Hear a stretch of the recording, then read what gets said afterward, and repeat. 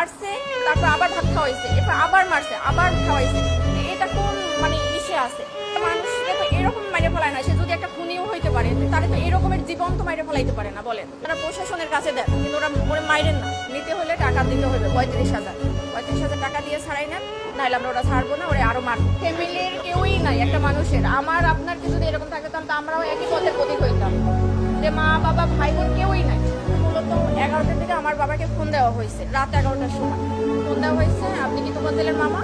তখন আমার আব্বা ধরছে যে তখন বলছে যে তোফাজ্জেল এরকমের আমরা ওরে আটকাইছি, এই হলে আছে, এখানে এখন ওকে মানে নিতে হলে টাকা দিতে হবে 35,000 টাকা দিয়ে ছাড়াই নেন, নাহলে আমরা ওরা ছাড়বো না, ওরা আরো মারবো। তখন আমার আব্বা বললো যে আমি তো গ্রামের বাড়িতে, আমি কিভাবে করবো। তখন আমার আব্বা আমাকে ফোন দিছে যে তুমি একটু কথা বলো, তোমার নাকি এরকমের মানে উনি ওর বলে এরকমের কথাবার্তা অসম্মতি পাইছে, এই জন্য ওরে ধরছে, ওরে মারতেছে। তখন আমি ওই লোককে ফোন দিছি যে ভাই এরকম আমি তো তোফাজ্জেলের মামা, তো ওরে কেন মারতেছে? তো বলতেছে যে ও আমাদের হলে ঢুকছে বা করছে। তা আমি বলছি যে ভাই দেখেন ও পাগল মানুষ, ও যদি কোনো একটা অন্যায় করে তাহলে আপনারা প্রশাসনের কাছে দেন, কিন্তু ওরে মাইরেন না।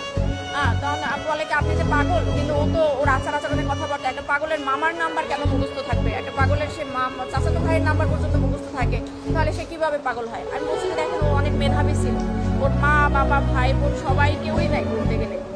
ও এই কারণে ওর ভাই লাস্ট গত বছর 15 রোজায় হলো লিভার ক্যান্সারে মারা গেছে।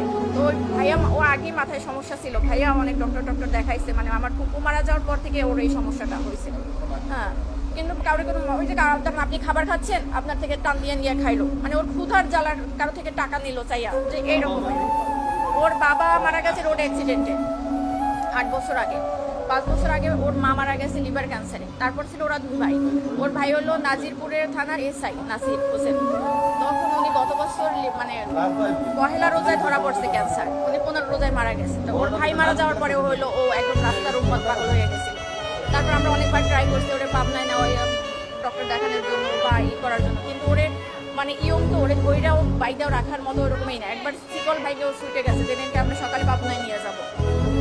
এখন কালকের এই অবস্থা। পরে হলো ওই লোক, আমি ফোন দিছি পর উনিও আমাকে সেম একই কথা বলছে, যে মানুষটা 4 বছর আগে থেকে পাগল, সে কিভাবে রাজনীতি করবে আর দলীয় বলতে কি? ও তো নিজের মানে পরনের কাপড়েও মাঝে মাঝে থাকতো না, তাহলে সে দলীয় করবে কি?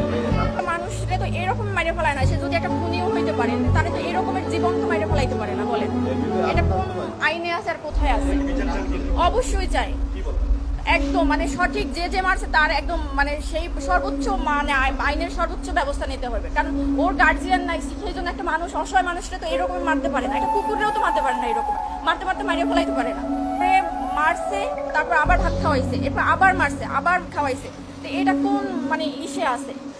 সে যদি কোনো একটা অন্যায় করতে পারে বা ওরা কথার অসঙ্গতি দেখায় তো তারা সন্দেহ করছে, তাহলে তাকে থানায় দিয়ে দিত। তারে 3-4 ঘন্টা মাইরা তারপর আবার থানায় মানে একটা হসপিটালে ভর্তি করায় নাই, তাকে হসপিটালের বাইরে রেখে গেছে মৃত অবস্থায়। এটা কোন বিবেকে করছে বা এটা